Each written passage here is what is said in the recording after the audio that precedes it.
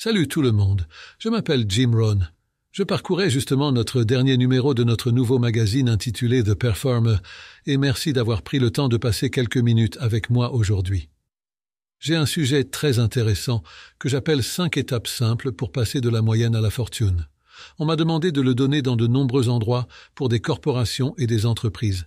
Et maintenant j'ai l'opportunité de le partager avec vous.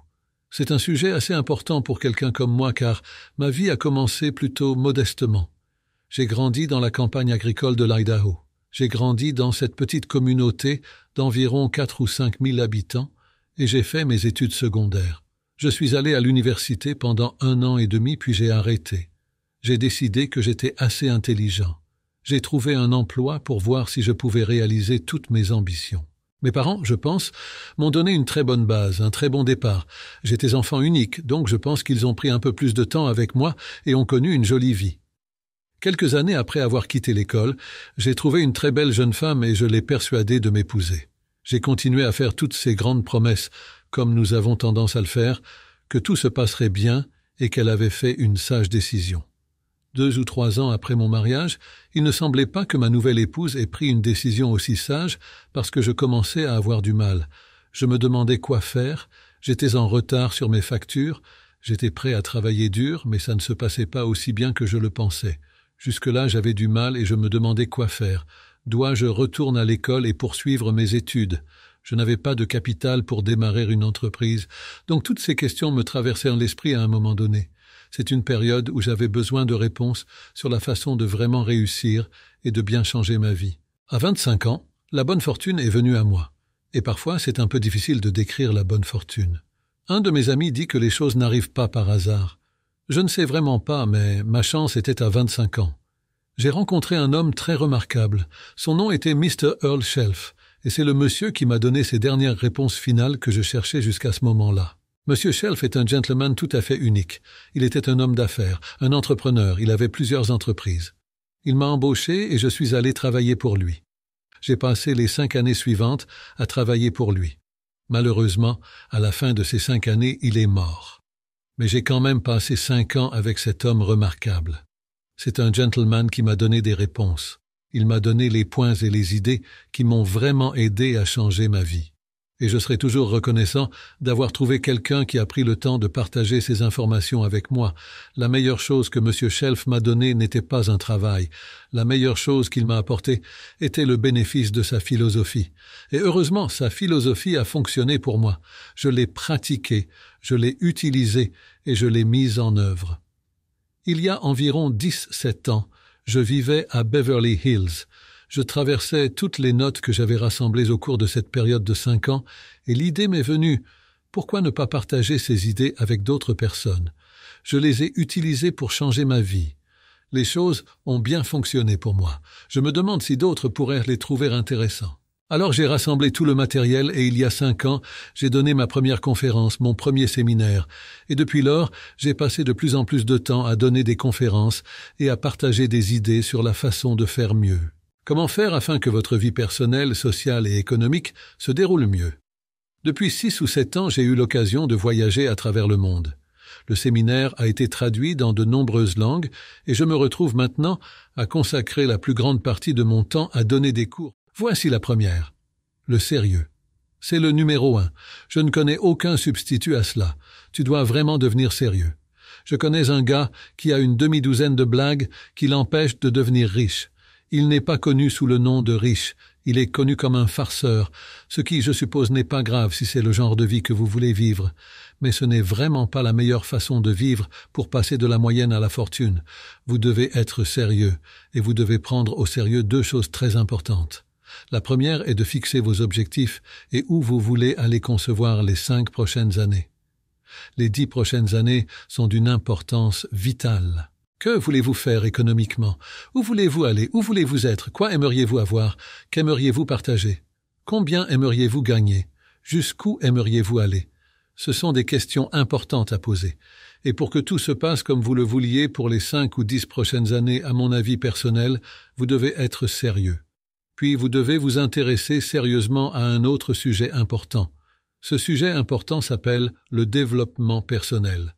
Le développement personnel s'efforce de devenir le genre de personne que vous voulez être et de devenir ce genre de personne que vous voulez être. Vous devez y travailler. Dans 10 ans, vous deviendrez sûrement quelqu'un. La grande question est de savoir que devenez-vous. Et si vous y travaillez maintenant, bien sûr, dans un laps de temps très court, vous pouvez prendre une nouvelle direction pour devenir le genre de personne que vous voulez être. Maintenant, le deuxième point est « Soyez intelligent pour que votre vie en vaille la peine ». Vous devez avoir des idées, vous devez avoir des informations, vous devez donc être intelligent. En fait, au cours de cette décennie, vous devez être beaucoup plus intelligent que vous ne l'étiez au cours de la dernière décennie. Je dois lire les livres, tu dois trouver l'information quand j'ai l'occasion de parler aux lycéens. C'est le thème de mon discours, sois intelligent. Il n'y a rien de pire que d'être stupide. Faites tout ce que vous pouvez pour obtenir les informations, vous serez sûr que vous serez plus sage cette année que l'année dernière. Et j'ai quelques techniques que j'enseigne dans mon séminaire sur la façon de devenir plus intelligent, en gardant un journal, aller aux conférences, aller aux séminaires, écouter les sermons, recueillir les idées des autres. Vous devez simplement maintenir ce processus constant d'apprentissage, ne jamais cesser votre quête de connaissances. Maintenant, voici le numéro 3. Vous devez vous lancer. Toutes les choses que vous avez apprises ne vous serviront pas à grand-chose si vous ne les mettez pas dans un plan d'action. Dans mon séminaire, nous enseignons les plans d'action. Comment mettre en action toutes les bonnes choses que vous avez apprises. L'action économique, l'action sociale, l'action personnelle. Comment apporter les changements. Et comment réellement faire le travail. Comment réellement fonctionner. Se lancer, c'est la clé. Certaines personnes ont toujours. Ils apprennent, mais ils ne le mettent pas en action. Ils n'agissent pas vraiment. C'est comme l'homme qui continue d'apporter des matériaux sur le chantier et ne construit jamais rien. Il continue d'apporter le sable, le gravier, les fenêtres, les portes et le matériau de toiture. Il empile toutes ces fournitures, mais il ne construit jamais rien. Tu dois faire quelque chose avec ce que tu as appris, tu as tout pour agir, vous devez y aller.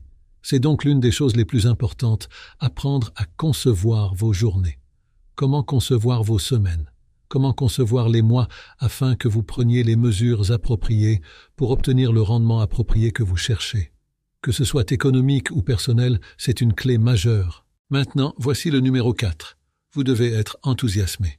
Pas le faux enthousiasme d'une pensée purement positive, vous devez vous enthousiasmer pour certaines choses très fondamentales pour lesquelles vous êtes enthousiasmé. Votre capacité à vous forcer à faire les choses nécessaires parce que la discipline est la première étape majeure vers le progrès personnel.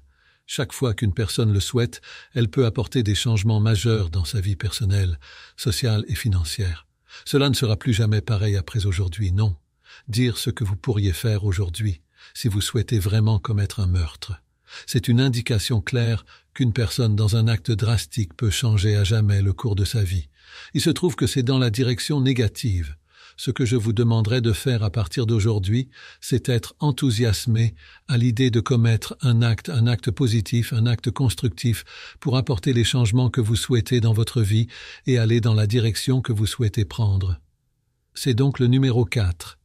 Être enthousiasmé. Enthousiasmé par votre potentiel humain. La capacité n'est généralement jamais le problème. Les petits-enfants peuvent apprendre plusieurs langues, mais nous pouvons apprendre à faire les choses les plus incroyables. Tout ce que nous devons faire, c'est prendre le temps de le faire. Donc ce n'est pas une question de capacité, c'est une question de jugement. C'est une question d'excitation. C'est une question de volonté. Et c'est une question de vouloir. C'est assez excitant, donc c'est assez excitant de savoir que chaque jour que vous souhaitez, vous pouvez changer votre vie. N'importe quel jour que vous choisissez, vous pouvez faire des changements majeurs. Voici le numéro 5. Le numéro 5 est de s'en sortir. J'ai découvert surtout au cours des 15 à 20 dernières années qu'il y avait une chose importante appelée équilibre de vie. Vous devez apprendre à vous évader.